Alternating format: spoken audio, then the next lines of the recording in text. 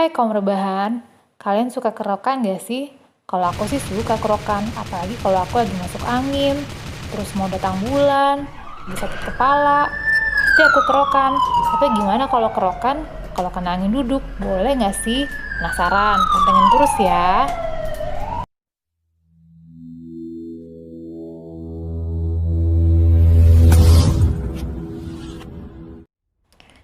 Tahukah kamu bahwa penyakit jantung itu merupakan penyakit pembunuh terbesar di dunia?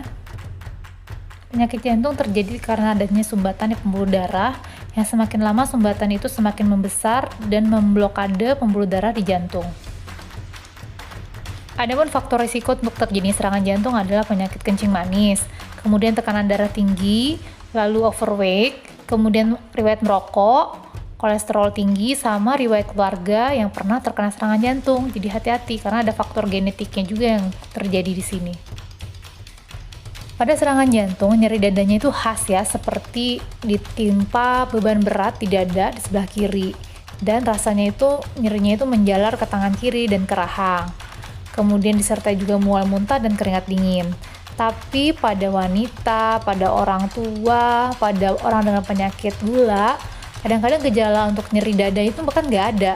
Dia cuman ada gejala seperti gampang capek aja pengen tidur, terus dia pusing atau mual muntah aja, terus nafasnya pendek-pendek. Itu bisa karena serangan jantung loh, jadi hati-hati dan jangan diabaikan gejala seperti ini.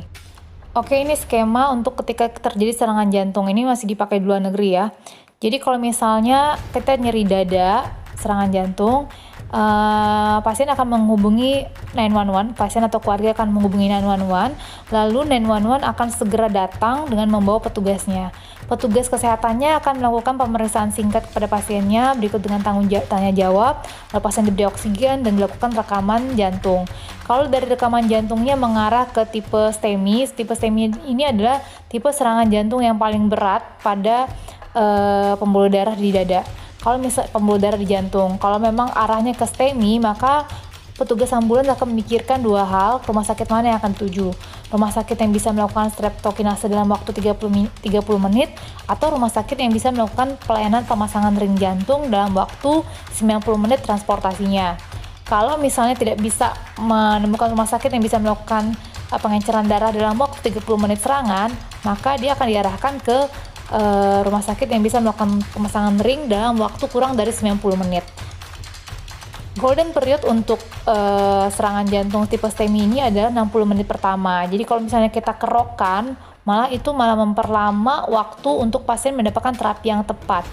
Sedangkan waktu yang masih ideal untuk terjadinya ischemic time itu 120 menit, jadi masih bisa ditolerir 2 jam pertama. Makanya kalau di Indonesia, dalam waktu 2 jam itu, kalau memang rumah sakit bisa melakukan pengenceran darah, obat-obatan seperti streptokinase, maka akan dilakukan pengenceran darah.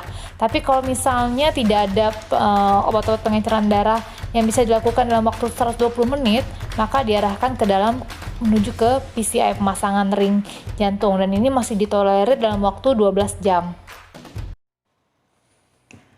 Jadi gimana? Masih mau kerokan? Sebenarnya kerokan ini nggak ada masalah sih. Yang penting kamu melakukan kerokan di saat yang tepat aja. Jangan lagi serangan jantung yang butuh waktu cepat untuk ke rumah sakit, malah kamu kerokan.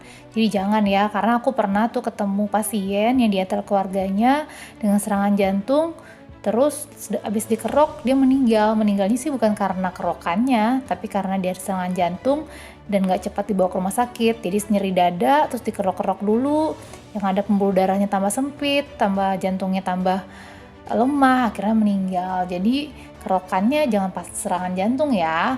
Kerokan boleh aja kalau kamu lagi sakit kepala, lagi nyeri leher, terus misalnya bisa juga dia untuk mengurangi pembekakan payudara, mengurangi nyeri punggung bawah, dan mengatasi sindrom premenopause.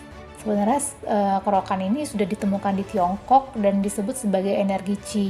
Memang sudah dikenal untuk meredakan nyeri, tapi penelitiannya ini masih sangat terbatas ya teman-teman.